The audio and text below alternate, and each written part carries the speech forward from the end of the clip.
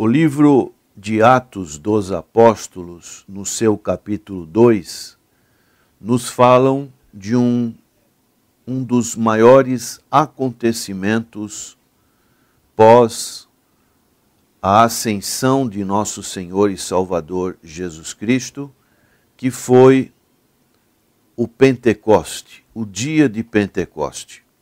Atos 2 nos diz: ao cumprir-se o dia de Pentecostes, estavam todos reunidos no mesmo lugar.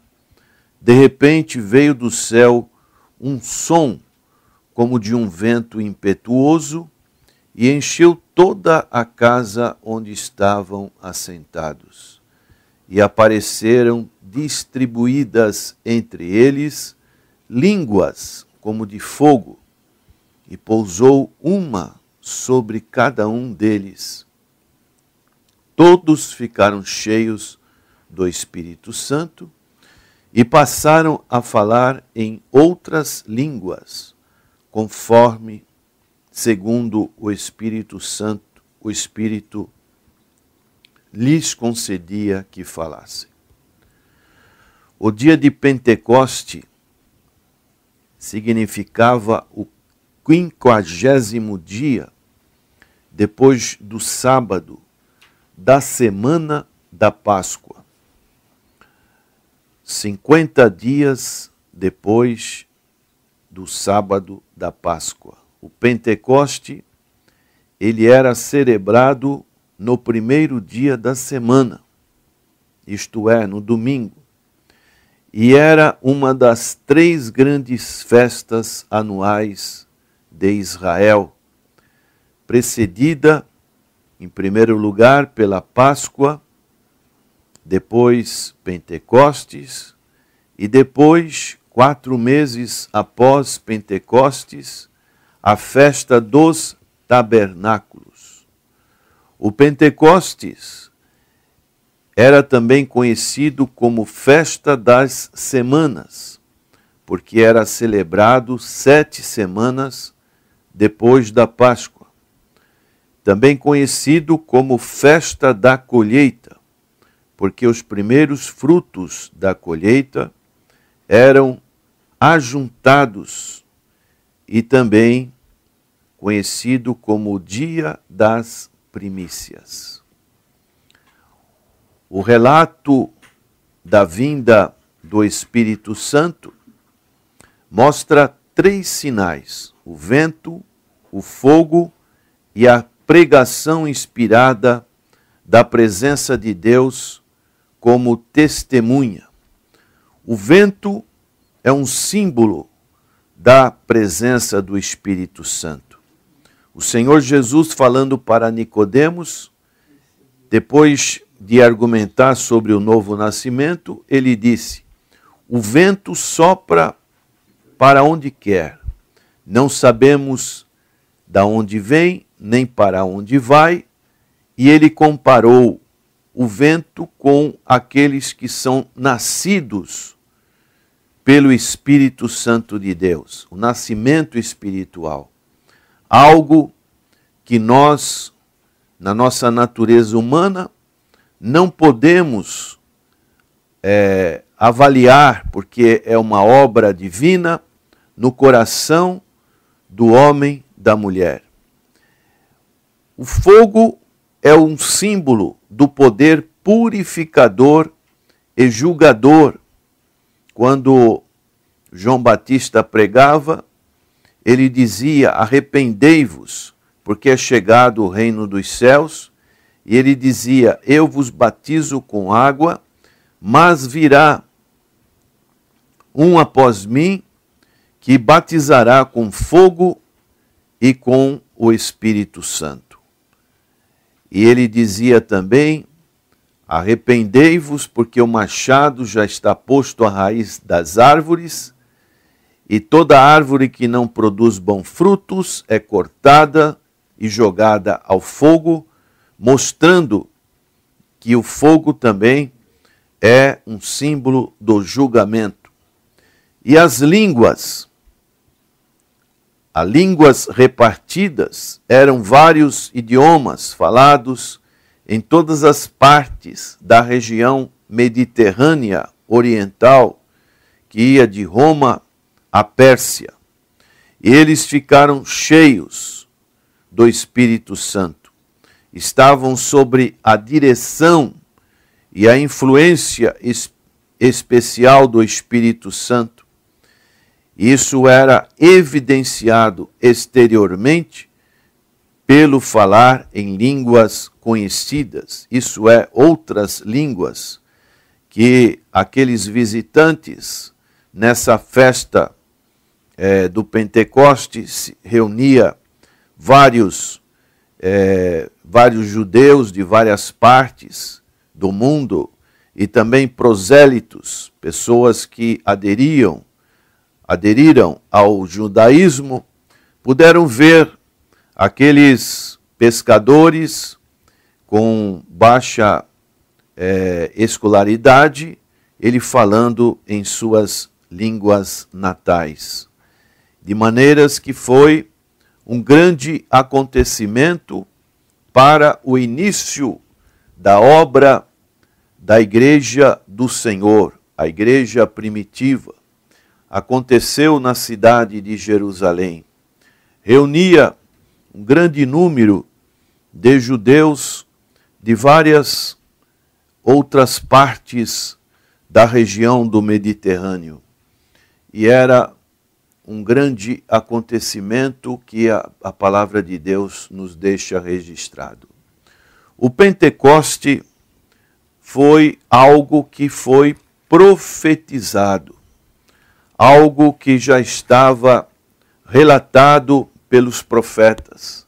Nós podemos ler no profeta Isaías, no capítulo 44, no verso 3, nos diz: porque derramarei água sobre o sedento e torrentes sobre a terra seca. Derramarei o meu espírito sobre a tua posteridade e a minha bênção sobre os teus descendentes. E brotarão como a erva, como salgueiros junto às correntes das águas. Um dirá: eu sou do Senhor. Outro se chamará do nome de Jacó. O outro ainda escreverá na própria mão: eu sou do Senhor, e por sobrenome tomará o nome de Israel. Era a parte da profecia que o Senhor dava para Isaías, que um dia aconteceria isso. E também um outro texto que está em Joel, do qual o apóstolo Pedro ele relatou no seu discurso depois do Pentecoste, que está no capítulo 2 de Joel, a partir do verso 28, e acontecerá depois que derramarei o meu espírito sobre toda a carne. Vossos filhos e vossas filhas profetizarão, vossos velhos sonharão, e vossos jovens terão visões. Até sobre os servos e sobre as servas derramarei o meu espírito naqueles dias. Mostrarei prodígios no céu e na terra, sangue, fogo e colunas de fumaça. O sol se converterá em trevas e a lua em sangue, antes que venha o grande e terrível dia do Senhor. E acontecerá que todo aquele que invocar o nome do Senhor será salvo, porque no monte Sião e em Jerusalém estarão os que forem salvos, como o Senhor prometeu, e entre os sobreviventes aquele que o Senhor chamar. Então foi algo que foi profetizado, algo que foi prometido pelo Senhor Jesus no seu ministério terreno, quando ele esteve nesse mundo. Em Lucas capítulo 24, verso 49, ele pôde dizer: eis que envio sobre vós a promessa de meu Pai. Permanecei, pois, na cidade, até que do alto sejais revestido de poder. E ele repetiu a mesma coisa depois da sua ressurreição, e ele falou isso também no Evangelho segundo narrativa de João, capítulo 14 e no capítulo 15, quando ele falava a respeito do Espírito Santo, do outro Consolador, não deixaria órfãos, mas viria o Consolador. E o versículo mais importante a respeito dessa promessa encontra-se em Atos capítulo 1, verso 8, mas recebereis poder ao descer sobre vós o Espírito Santo e sereis minhas testemunhas, tanto em Jerusalém como em toda a Judéia e Samaria e até os confins dos tempos. Então, aos confins da terra. Esse é o Espírito Santo prometido. E daí, no texto que estamos analisando do capítulo 2, o Pentecoste foi cumprido. A condição era obedecer a palavra do Senhor Jesus Cristo, que disse: ficai em Jerusalém, até que do alto sejais revestidos de poder. O cumprimento ocorreu nesses primeiros versículos do capítulo 2, os sinais aconteceram como o vento, o fogo, a língua repartida, e os resultados foram que todos ficaram cheios do Espírito Santo, aleluia. Todos os 120 que estavam aguardando ali no cenáculo, provavelmente na casa dos pais de João Marcos, aguardando esta promessa, eles ficaram cheios do Espírito Santo, começaram a pregar as maravilhas de Deus, interpretaram corretamente o fato, esse grande acontecimento, conforme Pedro falou do profeta Joel. Tornaram-se poderosos e intrépidos, testificaram do poder do Senhor Jesus, condenaram o pecado, interpretaram a morte do Senhor Jesus Cristo como único Salvador, e o resultado disso tudo foram que 3.000 almas foram convertidas. Podemos dizer que o Pentecoste não foi somente naquela ocasião histórica da igreja primitiva, mas o Pentecoste é para todos.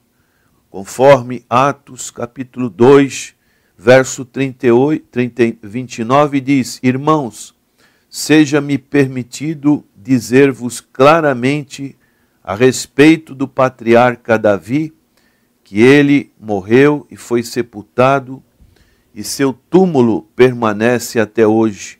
Então, Pedro estava falando dessa promessa que veio através de Davi, com cumprimento na pessoa do Senhor Jesus Cristo, e ele vai relatando esse fato histórico, e ele chega a dizer no verso 39, pois para vós outros é a promessa, isso é, para todos, para vossos filhos, e para todos os que estão ainda longe, isto é, para quantos o Senhor, nosso Deus, chamar. Então a vinda do Pentecoste é para todos. O Pentecoste foi a vinda do Espírito Santo nos termos da promessa do Senhor Jesus Cristo. No verso 33 diz: exaltado, pois, à destra de Deus, tendo recebido do Pai a promessa do Espírito Santo, derramou isto que vedes e ouvi. Foi uma espécie de mudança de liderança. Agora o Senhor Jesus, ele tinha cumprido a sua missão, ele tinha que retornar aos céus e ele agora promete o Espírito Santo, conforme João capítulo 16, verso 7. Mas eu vos digo a verdade, convém-vos que eu vá, porque se eu não for, o Consolador não virá para vós outros. Se, porém, eu for, eu vô-lo enviarei. Significa que o Espírito Santo está na terra. Significa também que o crente, ele deve andar na plenitude do Espírito Santo. Ele deve ser cheio do Espírito Santo. E nós encontramos isso em Atos capítulo 4, verso 31, que diz: tendo eles orado, tremeu o lugar onde estavam reunidos. Todos ficaram cheios do Espírito Santo e com intrepidez anunciavam a palavra de Deus. E significa também o batismo com o Espírito Santo. O batismo no Espírito Santo é a mesma expressão que cheios do Espírito Santo. Em Atos 1, verso 5 diz: porque João, na verdade, batizou com água, mas vós sereis batizado com o Espírito Santo, não muito depois destes dias. E em Atos capítulo 2, verso 4, diz: todos ficaram cheios do Espírito Santo e passaram a falar em outras línguas, segundo o Espírito lhes concedia que falassem. Então, essa promessa também é para os nossos dias. Significa poder sobre o pecado, sobre a carne, sobre o mundo, poder sobre Satanás. Significa a vitória do Senhor Jesus. Significa levar uma vida cristã vitoriosa. E daí, para concluir, podemos dizer, tirar algumas lições que são importantes. O Senhor Jesus consumou no Calvário a obra redentora do homem, quando em João capítulo 19, verso 30, ele disse: tudo está consumado. E daí, o Espírito Santo, que é o Consolador, o outro Consolador, o Paráclitos, ele prossegue aplicando essa obra redentora na vida do homem. A obra não é de homem, é de Deus. Nós somos cooperadores desta obra. Na salvação, quando cremos em Cristo, o Espírito Santo entra em nosso coração e passamos a possuí-lo. Na conversão do apóstolo Paulo, nós podemos ver como foi este agir. Em Atos capítulo 9, verso 3, diz: seguindo ele estrada fora, ao aproximar-se de Damasco, subitamente uma luz do céu brilhou ao seu redor, e caindo por terra, ouviu uma voz que lhe dizia: Saulo, Saulo, por que me persegues? E ele perguntou: quem és tu, Senhor? E a resposta foi: eu sou Jesus, a quem tu persegue. Mas levanta-te e entra na cidade, onde te dirão o que convém fazer. A obra que o Senhor Jesus realizou no coração do apóstolo Paulo. E depois disso, Paulo recebeu a visita de Ananias, que orou por ele, e no verso 17 do capítulo 9 diz: então Ananias foi e, entrando na casa, impôs sobre ele as mãos, dizendo: Saulo, irmão, o Senhor me enviou a saber, o próprio Jesus que te apareceu no caminho por onde vinhas, para que recuperes a vista e fiques cheio do Espírito Santo. O Espírito Santo, ele habita na nossa vida. Paulo diz que nós somos templos do Espírito Santo. E para que o Espírito Santo possa habitar, possa nos possuir, nós realmente devemos querer que isso aconteça. Devemos nos submeter à vontade do Senhor Jesus. Devemos nos separar, nos purificar do pecado e crermos absolutamente na palavra de Deus através das Sagradas Escrituras. Que você, prezado ouvinte, também seja cheio do Espírito Santo. Que a sua vida receba a plenitude do Espírito Santo de Deus. Vamos orar. Senhor, que a tua graça que foi manifestada no dia de Pentecoste continue a ser manifestada nesses dias. Vivemos dias difíceis, dias de grande incredulidade e indiferença para com os valores do teu reino. Que o Senhor possa mudar essa situação e que muitas vidas cheguem ao conhecimento da verdade em Cristo Jesus, Senhor e Salvador nosso. É a nossa oração. Amém.